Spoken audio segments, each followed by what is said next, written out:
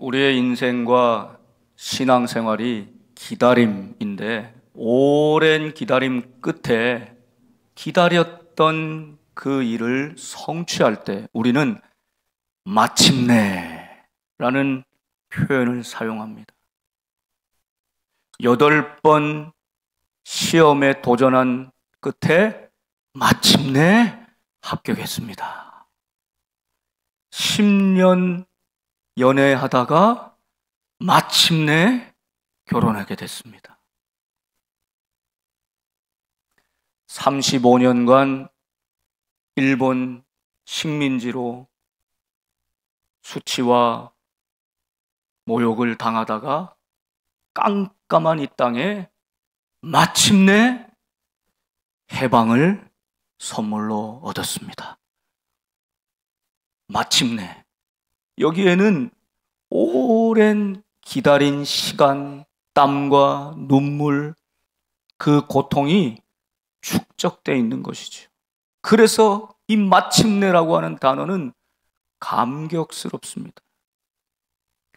심훈이라는 시인이자 소설가, 상록수로 잘 알려진 작가는 우리나라의 독립을 소망하고 기다리면서 그 날이 오면 마침내 이 마음을 모아 그 날이 오면이라는 시를 썼습니다. 1930년에 쓴 시인데요. 내용이 이렇습니다. 그날이 오면은 삼각산이 일어나 더덩실 춤이라도 추고 한강물이 뒤집혀 용솟음 칠 그날이 이 목숨이 끊기기 전에 와 주기만 할 양이면 나는 밤하늘에 나르는 까마귀와 같이 종로의 인경을 머리로 들이받아 울리오리다. 두개골은 깨어져 산산조각이 나도 기뻐서 죽사옴에 오히려 무슨 한이 남으오리까. 그날이 와서, 오 그날이 와서 육조 앞 넓은 길 울며 뛰며 뒹굴어도 그래도 넘치는 기쁨에 가슴이 미어질 듯하거든. 드는 칼로 이 몸의 가죽이라도 벗겨서 커다란 북을 만들어 들쳐매고는 여러분의 행렬에 앞장을 서오리다.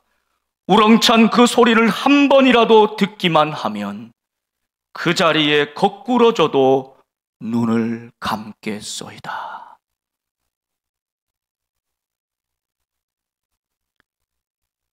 심훈은 그 날을 보지 못하고 1936년 35세 짧은 인생을 마감하고 말았습니다.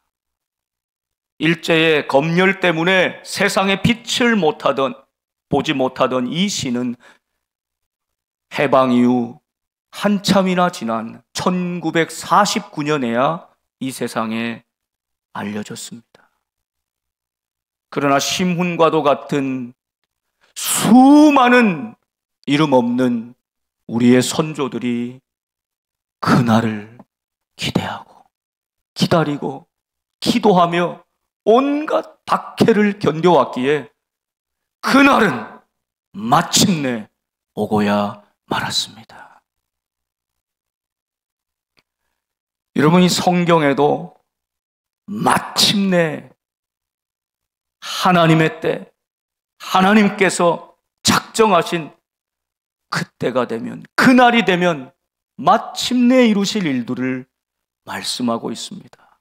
어떤 이에게는 그것이 소망이요, 어떤 이에게는 그것이 멸망이 됩니다.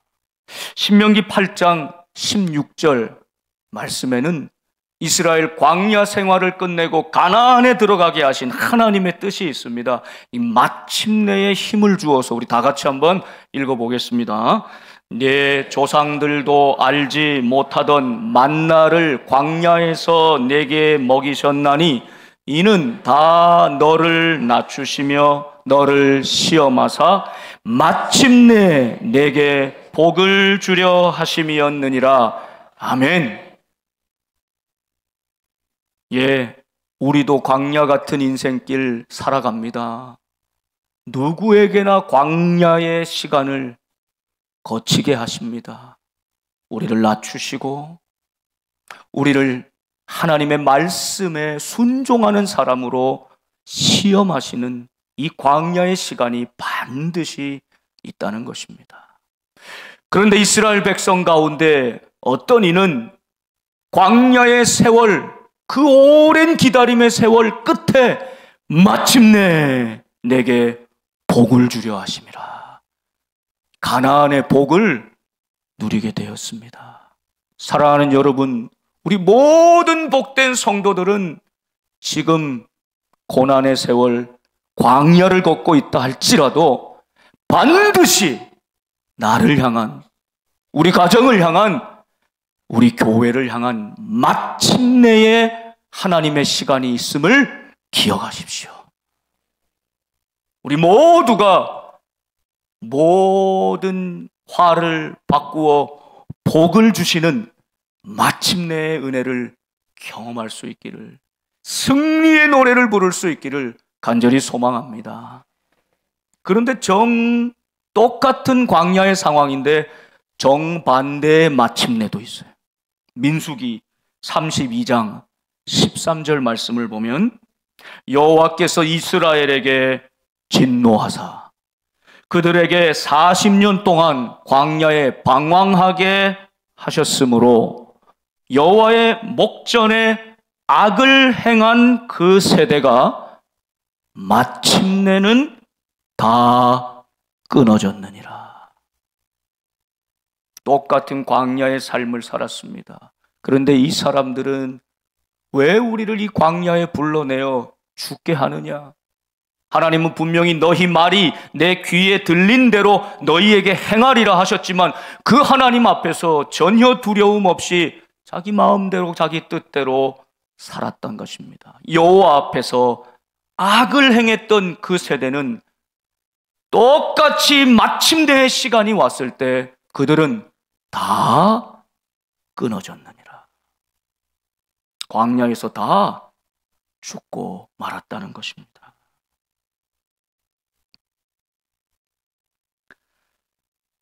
사랑하는 여러분, 하나님은 반드시 하나님의 시간에 하나님의 뜻대로 우리의 인생 가운데 마침내의 은혜를 허락해 주실 것입니다.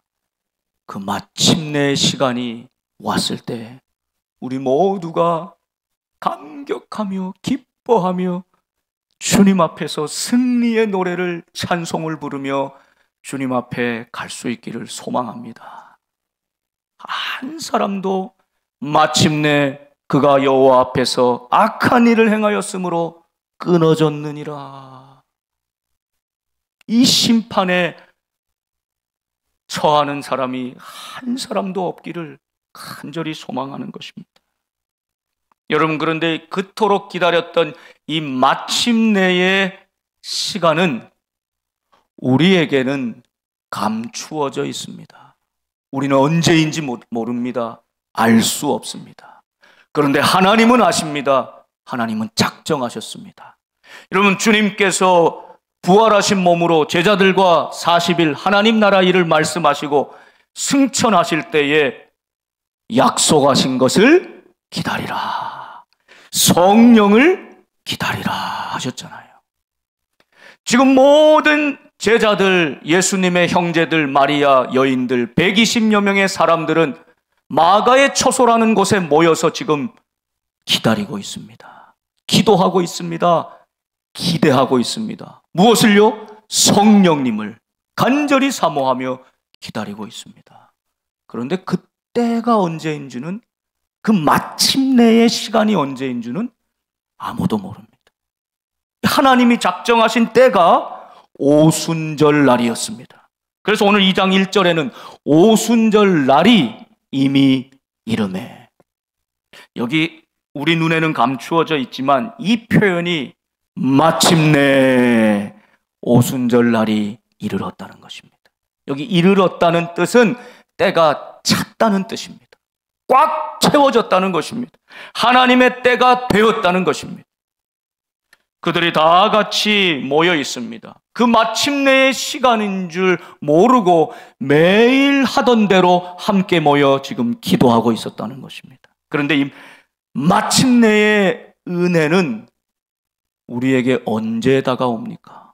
어떻게 다가옵니까? 2절 말씀대로 호련히, 갑자기 이런 뜻이죠. 전혀 예상하지 못했는데 호련히 다가오는 것입니다. 이것이 하나님의 역사입니다.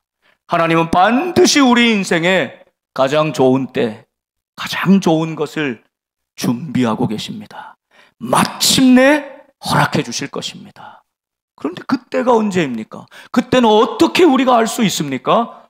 우리는 알 수 없습니다. 호련히 임하는 것입니다. 갑자기 내 삶 속에 침투해 들어오는 것입니다. 왜 하나님께서 이 오순절날 그토록 기다리라고 했던 성령님을 보내주셨을까요? 왜 그때가 마침내의 시간이었을까요? 6월절이 지나고 7 곱하기 7, 77절을 지나면 이 49일, 그 다음 날이 오순절입니다. 원래 이 오순절은 첫 보리 수확으로 하나님께 감사드리던 절기였어요. 감사드리는 절기. 그리고 구약에서는 모세가 율법을 받은 날로 여겼습니다.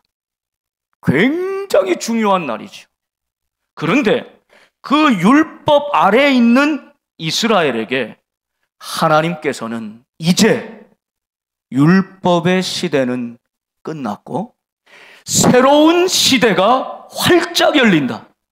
그것은 예수 그리스도의 영, 하나님의 영이신 성령이 오시는 것이다.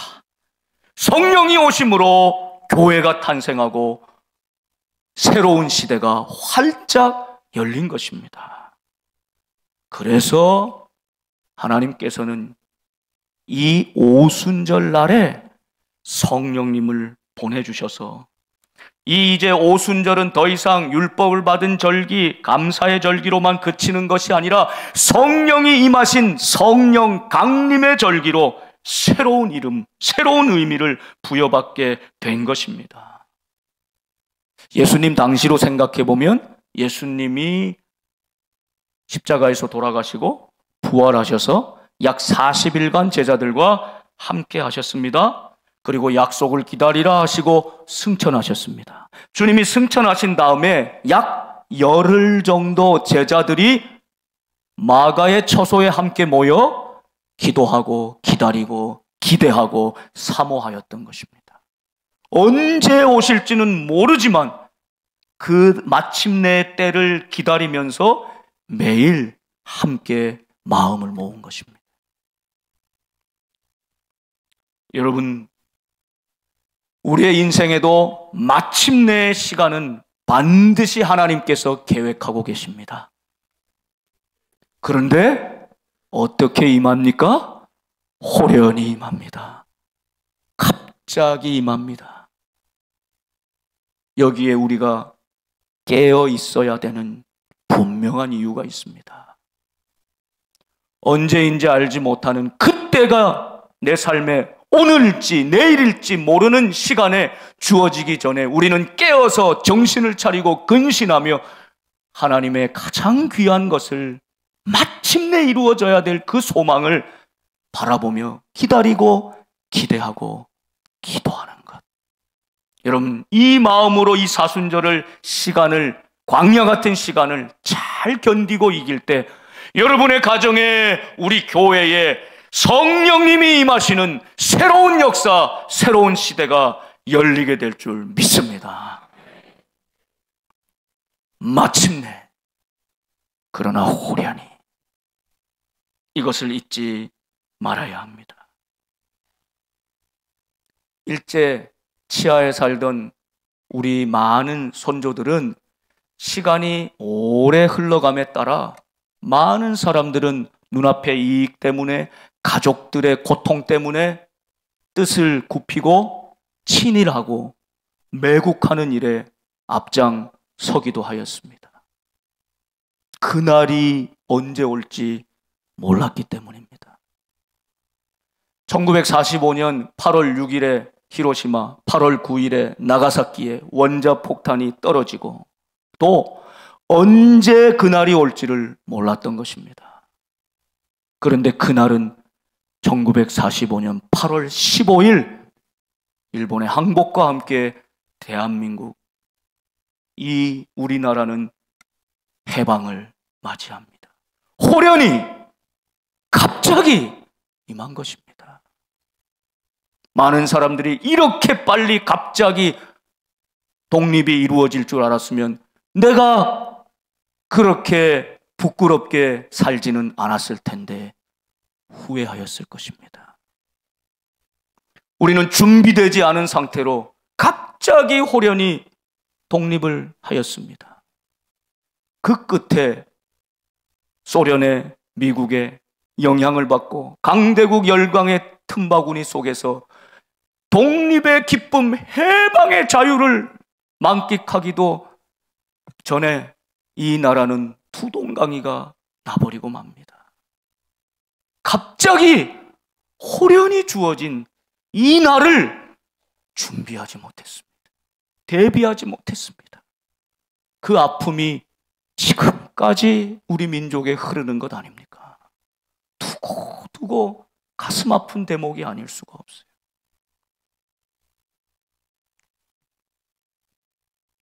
오순절날 하나님의 때에 마침내 성령을 보내셨습니다. 호련히 임하였습니다. 그 호련히 임한 성령의 역사가 어떻게 나타납니까? 오늘 사도행전 2장의 말씀에 따르면 여러 가지 현상이 나타나는데 중요한 것 두 가지가 있습니다. 하나는 하늘로부터 급하고 강한 바람 같은 소리를 들은 것입니다. 여기서 중요한 단어는 바람입니다. 성령은 루아흐라고 하는데 이것은 본래 숨이라는 뜻입니다. 호흡입니다.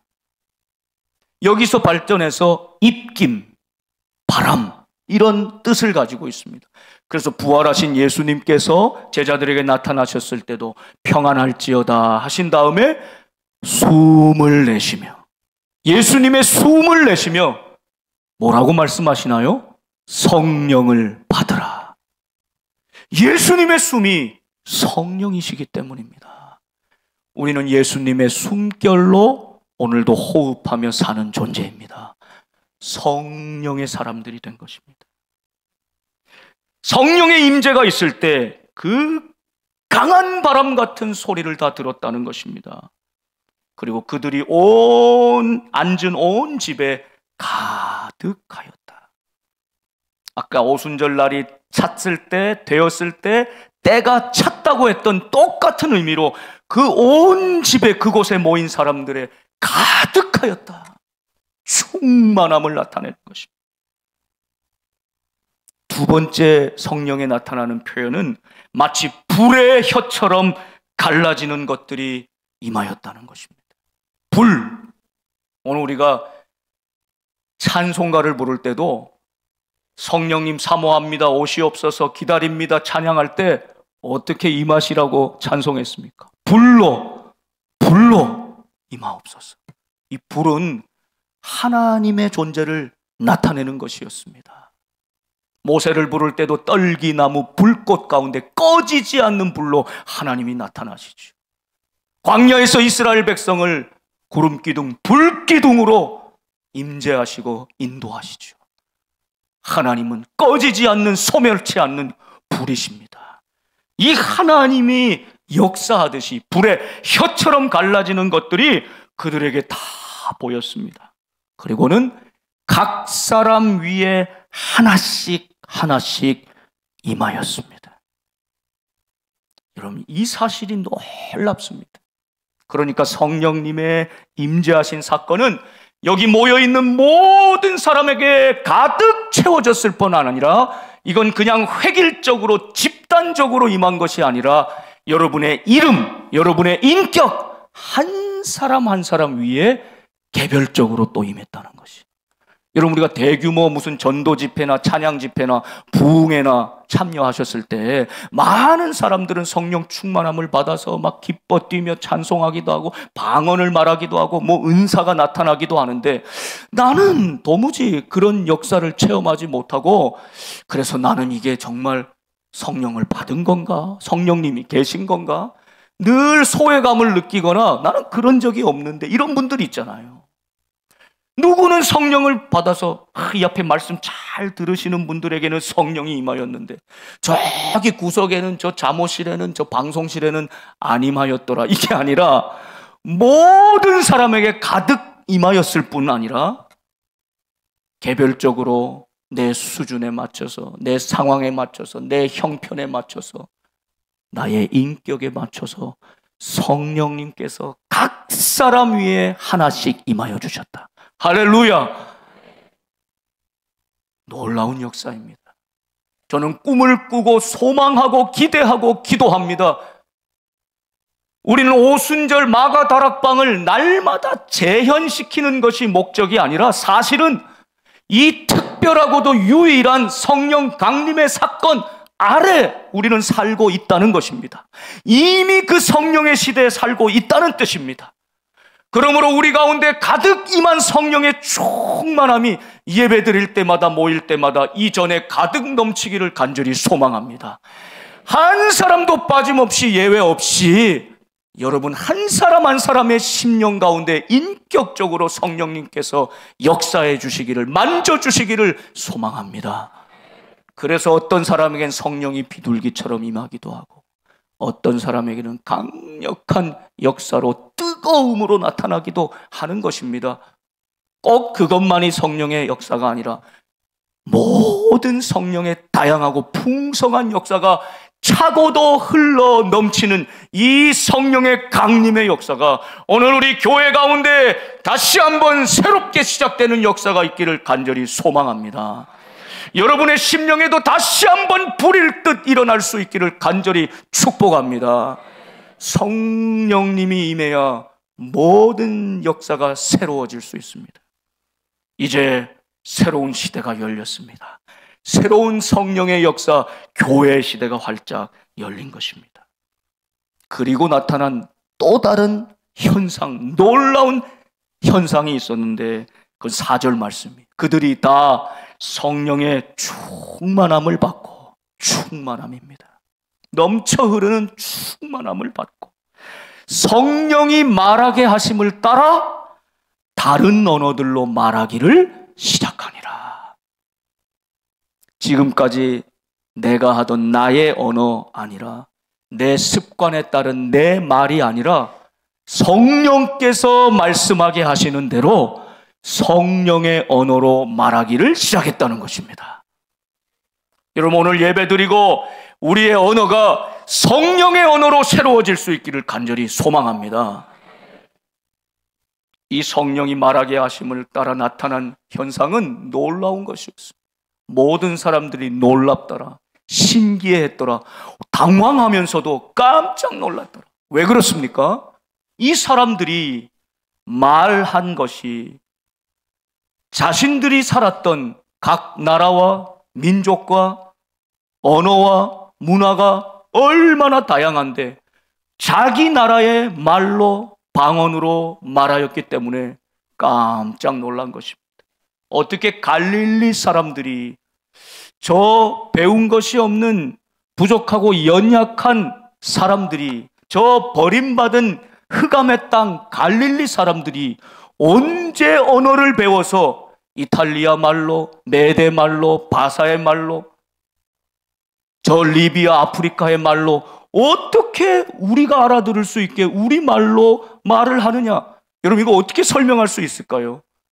성령의 역사 아니고서는 설명할 수가 없는 것입니다. 지도를 잠깐 보여주십시오. 여러분, 중간에 빨간 점이 예루살렘입니다. 이 예루살렘, 그리고 오늘 성경에서 말씀하고 있는 그 수많은 지역이 얼마나 넓게 퍼져 있는지, 얼마나 다양한 지역, 나라, 민족, 언어와 문화를 보여주고 있는지를 나타내는 지도입니다. 그레데 섬에서 저 이탈리아 로마로부터 지금 터키 땅, 저 소아시아, 저 아프리카 북부 지역에서 저 동쪽의 모든 광야의 땅, 아라비아 땅, 지금 이란, 이라크, 사우디아라비아 이 땅까지. 여러분, 오순절 날이면 유대인들은, 경건한 유대인들은 예루살렘으로 모여들었습니다. 그리고 흩어져 살던 유대인 디아스포라와 이 엄청난 절기를 벌이고 있는 이 예루살렘 큰 도시에 한번 올라가서 관광하고 여행하려고 하는 온갖 순례객들로 붐벼 있는 이곳이라는 뜻이죠. 바로 이곳에서 여러분, 주님은 예루살렘에서 온 유대 사마리아 땅끝까지 이르러 내 증인이 되리라. 성령이 임하시면 이 역사가 일어난다. 예루살렘을 중심으로 세계 땅끝으로 퍼져나간다. 그런데 여러분, 예루살렘에서 땅끝으로 퍼져나가는 놀라운 역사는 사도행전과 지금까지 이어지는데 아직 완성되지 않았잖아요. 그런데 이 성령이 처음 역사하는 이 장면에서 놀라운 것은 이 예루살렘으로 이 수많은 사람들이 모여들었다는 것입니다. 사랑하는 여러분, 여러분이 아무리 선교에 관심이 있어도 평생 사는 동안에 선교지를 방문할 기회가 몇 번이나 되겠습니까? 캄보디아에, 라오스에, 카자흐스탄에, 몽골에 언제 가보시겠습니까?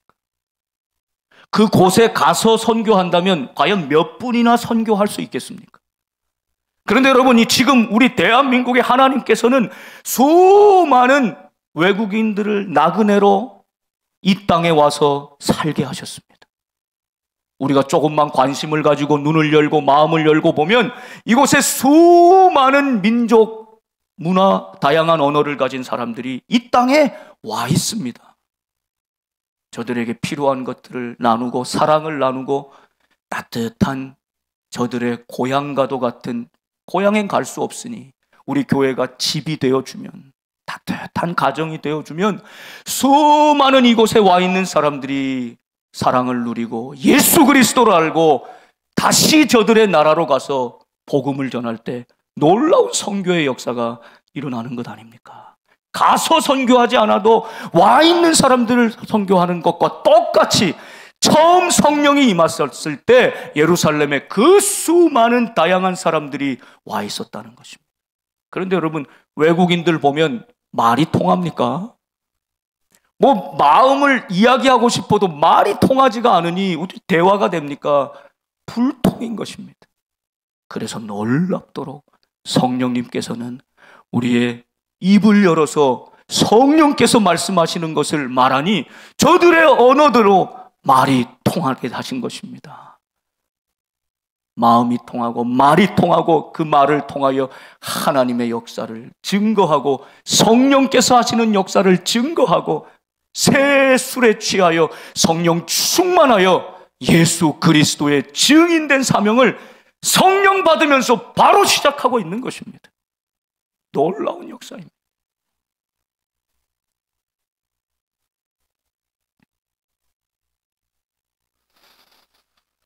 제가 어저께 말씀을 준비하면서 어떤 유튜브 영상을, 짧은 영상을 하나 봤는데 88세 할아버지, 백발이 성성하신 분이, 그런데 이분이 74세 때부터 아침에 일어나자마자 하루 종일 영어 공부를 시작하셨다는 거예요. 아침에 뭐 6시에 하는 무슨 라디오 프로그램을 하루도 빠짐없이 들으셨어요. 그 쌓인 책만 해도 어마어마해요. 14년 동안. 그리고 매일 볼펜을 하루에 2자루씩 써요. 계속 그 배운 거를 말로 하면서 막 글로 쓰는 거예요. 근데 한자 한자 쓰면 이게 영어가 철자 쓰기가 어렵잖아요. 그러니까 자기 나름대로 막 이렇게 빨리빨리 쓰셔서 하루에 볼펜 2자루를 쓰세요. 그 볼펜 모아놓은 것만 해도 이만한 박스 2개가 되더라고요. 그러고는 시간만 좀 되면 이렇게 하루에 식사를 간단히 혼자 사시는데 해먹고는 어디 나가시나 봤더니 신발 신고 주섬주섬 입고 대학교를 가서 근처에 대학교. 그 왜 가나 봤더니 외국인들 만나러 가시는 거예요. 그 외국인들 누구나 만나면, 여러분 외국인 만나면 How are you? Fine, thank you, and you 이런 것도 잘 안 되잖아요. 우리는 두려워서 입이 딱 막히잖아요.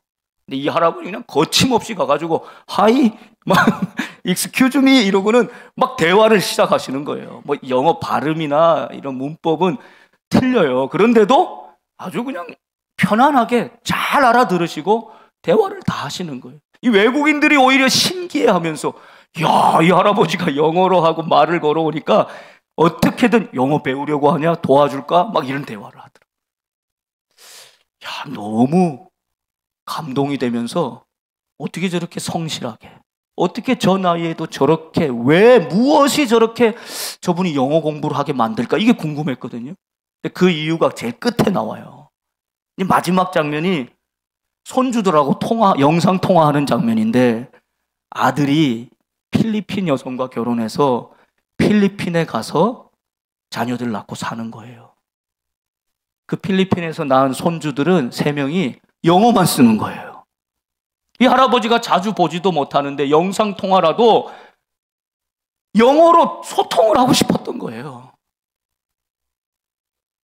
그래서 매일같이 14년을 그렇게 열심히 공부하면서 그냥 아주 근엄한 이 표정이신데 이 손주 볼 때 그냥 얼굴이 그냥 환해지시면서 그냥 그 손주들 보고 막 영어로 막 대화를 하시는데 얼마나 기뻐 보이는지 몰라요. 여러분, 우리는 같은 말을 해도 통하지 않는 불통의 시대에 살고 있습니다.